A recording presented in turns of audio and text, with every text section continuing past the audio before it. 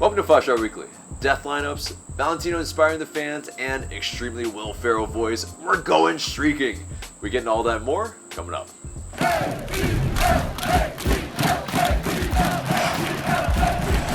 Welcome to the show, 5 Star Fam. I'm AJ, and this is Marc. Before we get into it, become part of the notification squad by hitting the bell next to the subscribe button on YouTube. This segment is sponsored by Thinking Man Tavern, a cozy Decatur neighborhood pub. Grab a tasty beverage from a wide variety of selections and a plate of something delicious from the menu. To go, check out Thinking Man Tavern. 5 Star Fam, join us on Patreon, patreon.com/ATL UTD FanTV. We have some fun tiers. See you there. But let's get into the match review, and death lineups, and Valentino really going for it. I mean, even more so this time. Sejdic in for Sosa. Right. And, it's a 6-pointer. And, we did pretty well with this against a very, very good DC side. Mm-hmm. So, we... I think do just enough in this match overall. I mean, it's not maybe the prettiest in some degrees, but we have some moments of magic, and we pull it out on the road. It's a tough fixture, but what were your thoughts? Yeah, historically it is a tough fixture, and one of my last comments on the last podcast was basically, we know how what DC likes to do in these fixtures, especially at Audi Field, growing out the grass and all that.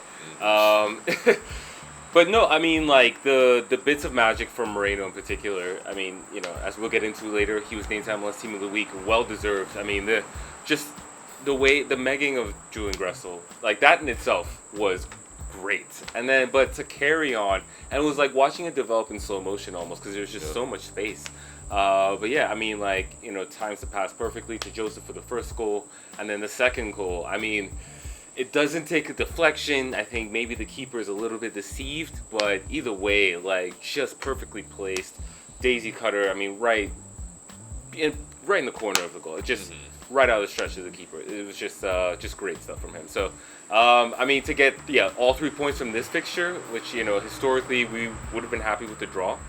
Yeah, I think it's pretty satisfying. Yeah. And that makes it 4 straight, and I don't think most people would have guessed that going in, especially 6v9, so, definitely it's very nice indeed.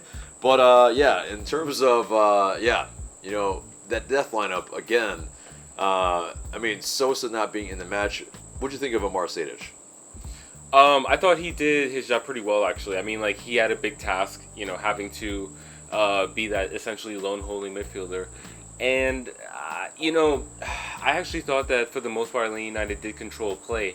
More so in the first half. I think DC definitely grew into the game. DC definitely had their chances. And I think when Atlanta United plays with such an aggressive lineup, you're going to have to...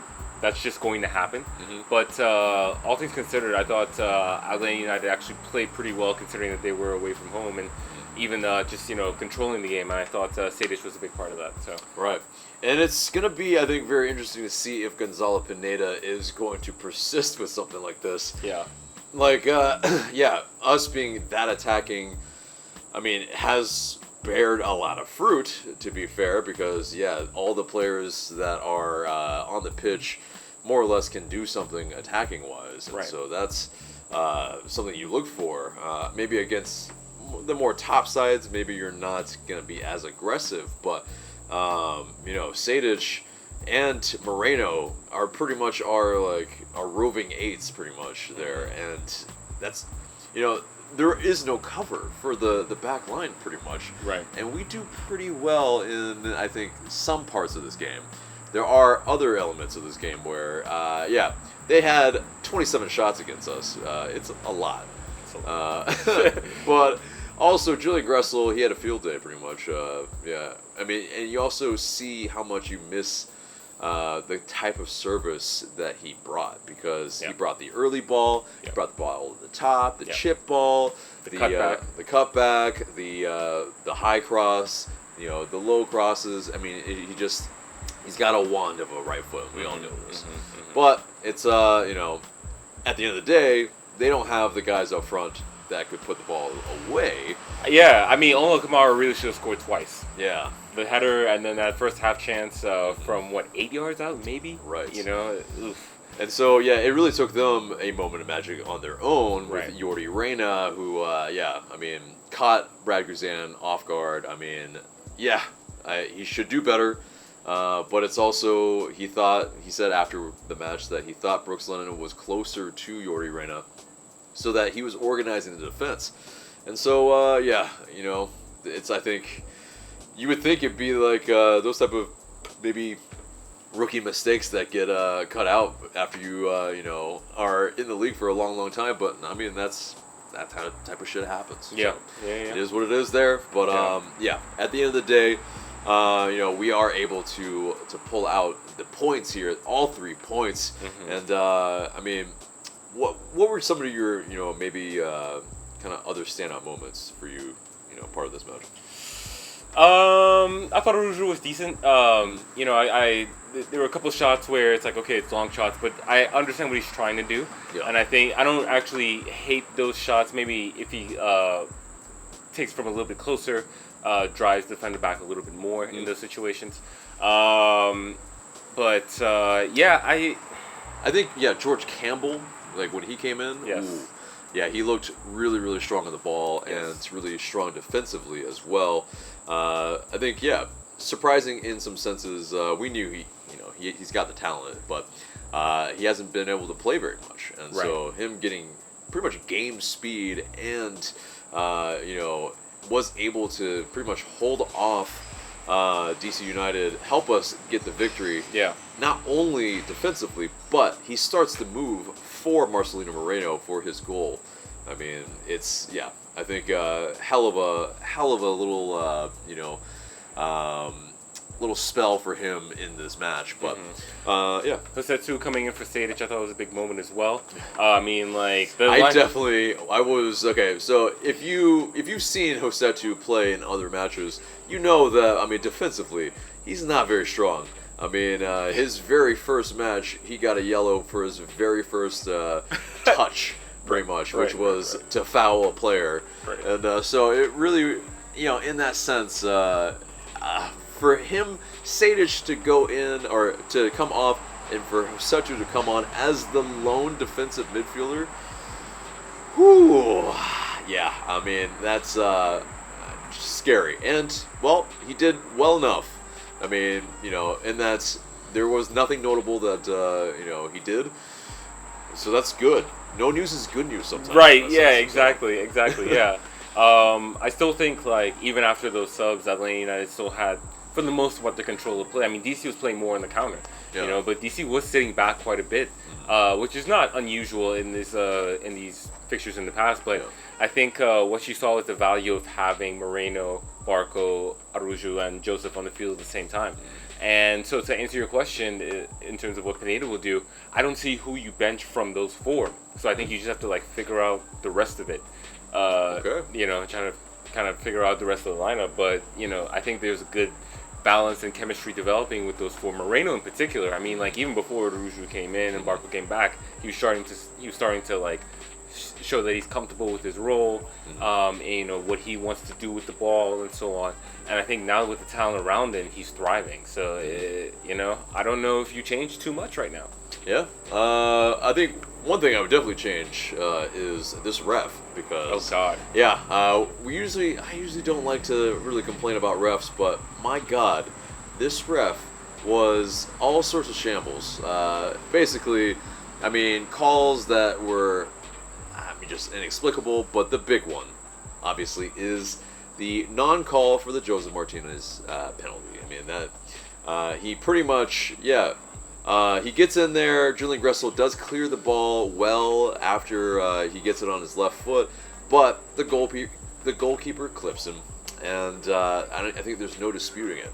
I mean, if VAR looked at it, what are you looking at?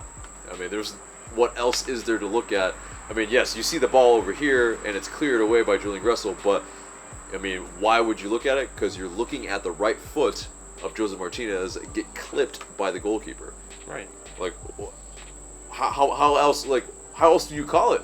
Like, and then But we didn't even get a corner or anything out of that. Yeah. I don't remember. So like, I don't understand what VAR is there for either. If it's not going to overturn that, like he's pretty clearly clipped.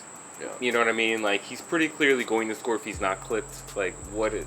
It's just it's insane. But anyway, we'll move on from the ref stuff. We can complain all day probably with that type of stuff. But so it's 4 consecutive wins for the 4th time in club history. And it's also tied for the 2nd longest winning streak in club history as well.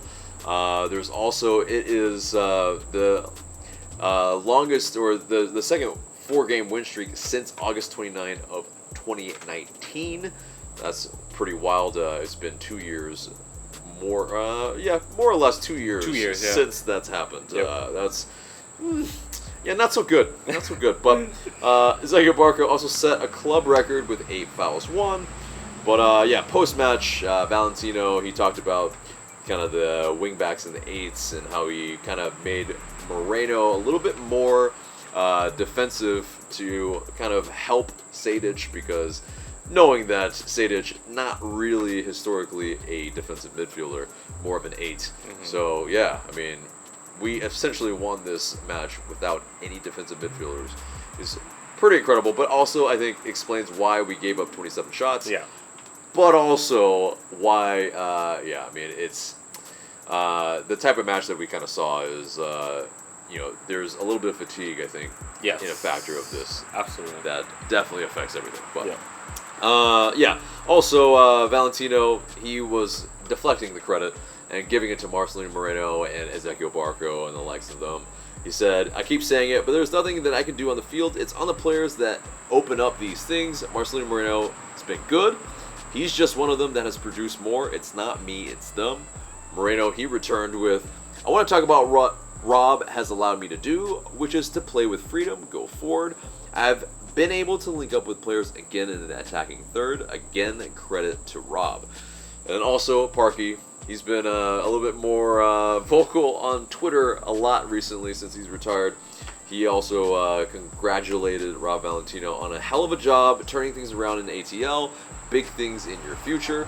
And fully agreed. Valentino, I mean, he's pretty much made a lot of fans, I think, on social media definitely clamor for him to stay in the job. Right. Also wonder why that Gonzalo Pineda is coming in, which I think in all of those things speaks to how well of a job he has done. Yeah. Although we all need to know, because we, I think, have talked about this a lot, there's a new manager bump that does happen. Yeah. And this is part of it. If you follow Manchester United, there is that kind of new manager bump, definitely with Ole Gunnar Solskjaer, but has he won anything with them? Really. So, is it really a good move? Anyway, but I'm just having a dig at Manchester United. Probably. Yeah. But anyway, you have to when you can. You have to. But anyway, we'll wrap this baby up, and next up will be Nashville SC on Saturday, and we'll have that match preview later on for you in this show. But let's get into the news and the division. The Eastern Conference looks like this. Pretty much New England, they're running away with this. And it's kind of annoying. I mean, who would have thought going into the season? Right. I mean, there were some people who were bullish on New England because of how they finished the season, and Bruce Arena coming back into the fold, get all that. But I didn't expect it to be the best team. 15 points better than second place. Right. Best team in the league, like not even just the conference. Yeah. It's I mean, Carl Seal is doing bits. Right. That's fair. But Matt Turner, very good. Yeah. Right. Yeah. So they have pieces down. Their spine for sure. Right. But, Orlando somehow snuck back into second place. Right. Because, it's kind of tight between second and eighth a little bit. Yeah. And us, we are in eighth, 27 points.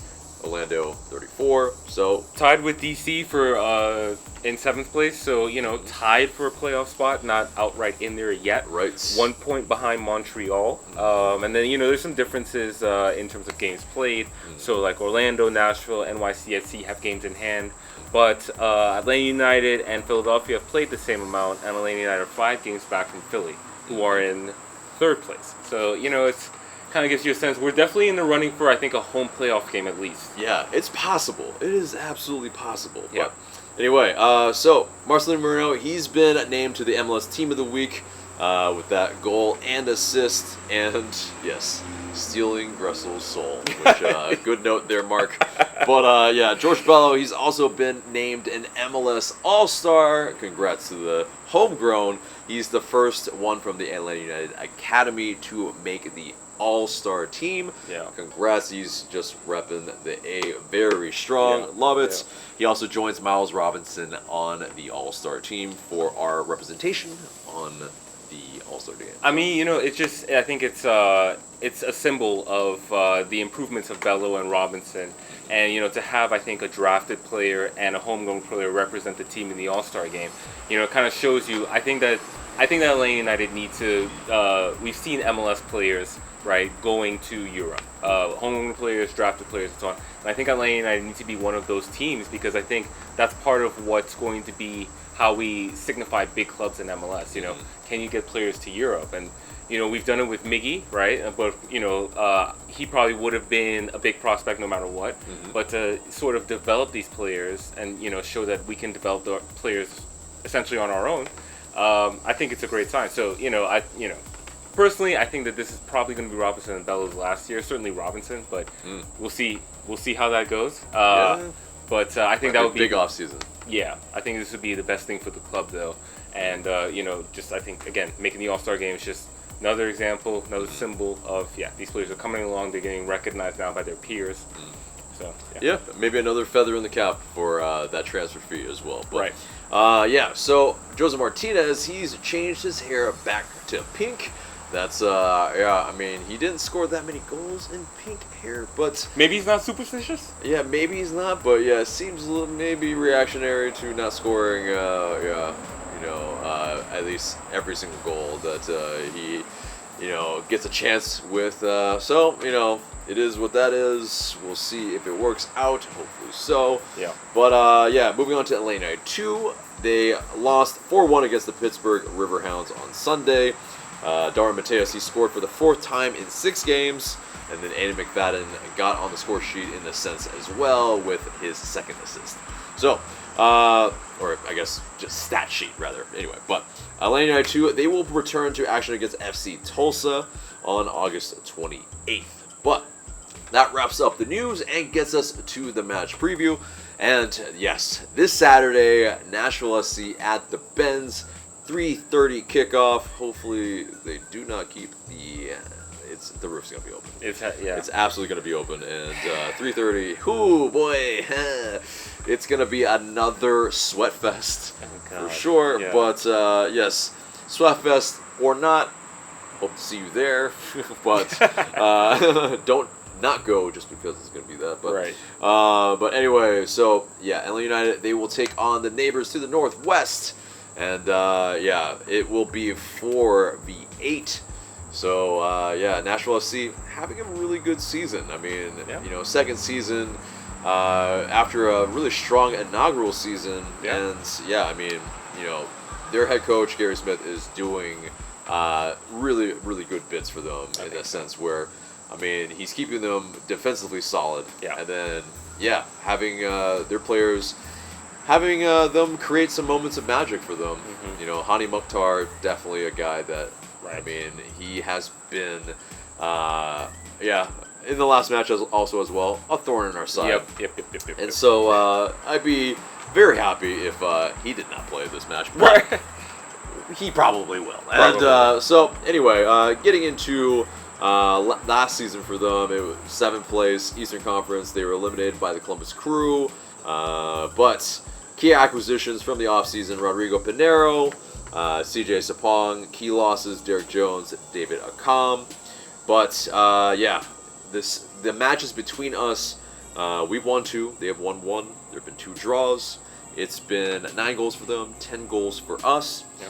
And, it's, they're, like I said, they're a team that is defensively stout. Yeah. And, for us, I mean, I also hope maybe Walker Zimmerman can't play. But the thing is, so, they essentially getting to their injury report, they have 0 players that are unavailable, and you know that probably speaks to why they're doing so well in the league. Because I mean, yeah, they have all their best players at their disposal, so it's quite a good thing. But yeah, the other player that is notable, of course, is Dax McCarty, their defensive midfielder, their captain, and a guy who is seasoned around the league. So yeah, all these elements I think are adding to the success that they're having so far this season. But yeah, getting further into our injury report, yeah, take it away, Marc. Yep, so for Atlanta, of course, Emerson Hyman out for the season. Mo Adams still going to be out with that left quad.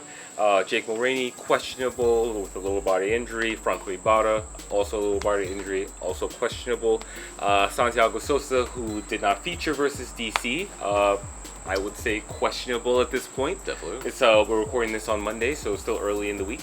And Alan Franco yet to come off.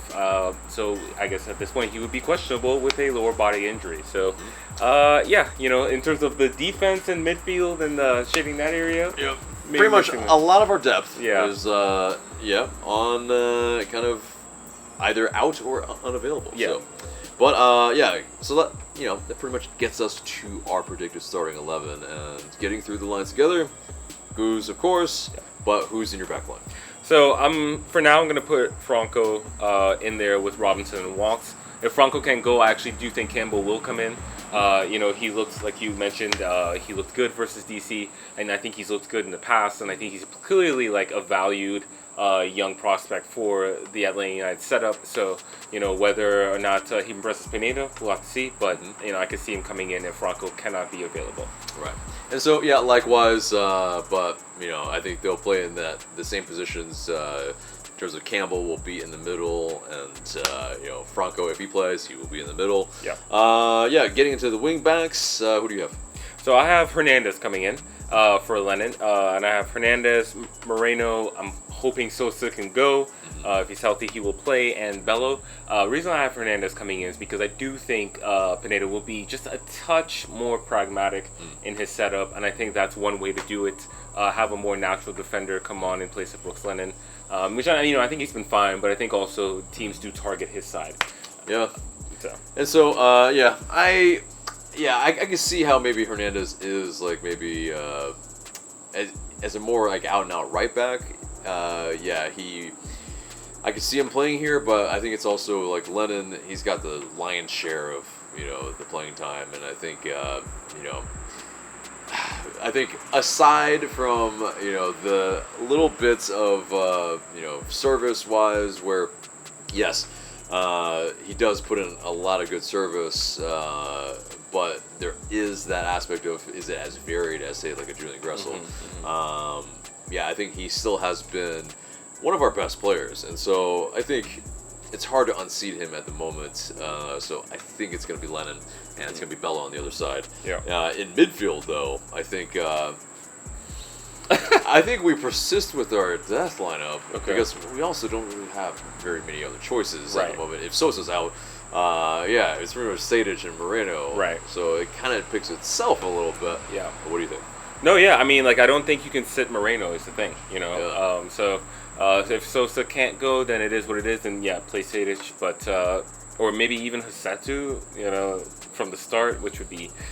Whew, yeah, I think you lose a lot more defensively that way. But so I'd be very reticent to do that. But yeah, he did okay. He did okay against against DC. But yeah, and so getting into the forwards, I think it's pretty obvious that at this point, Araujo and Barco and Joseph up top. Yep.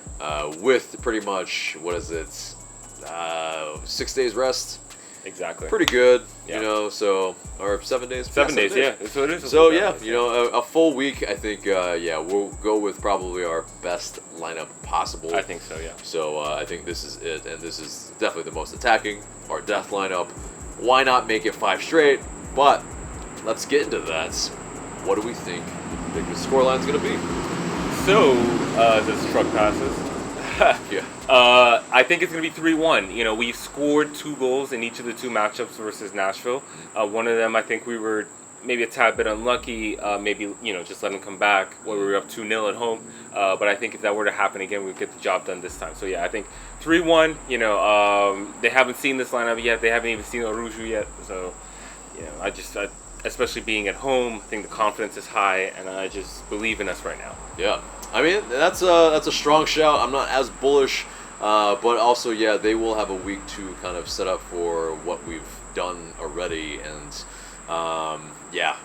with that game tape, possibly they might be able to kind of neutralize some of our strengths.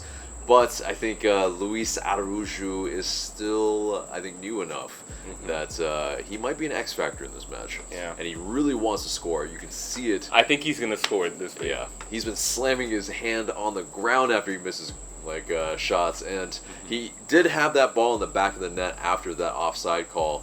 So I think him, I think probably getting a little bit of confidence at least from that. Seeing the ball hit the back of the net there, I think will help him in this match, and so I think it's a 2-1 win as well, and hopefully us.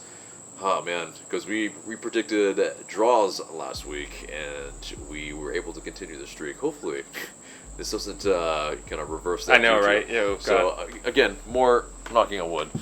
But anyway, so that pretty much does it for the match preview and pretty much the show as well, except for the question of the day.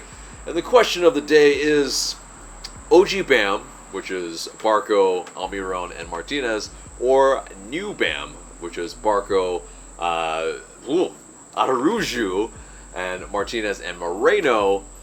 Which one will be better at the end of the day? Let us know in the comments below.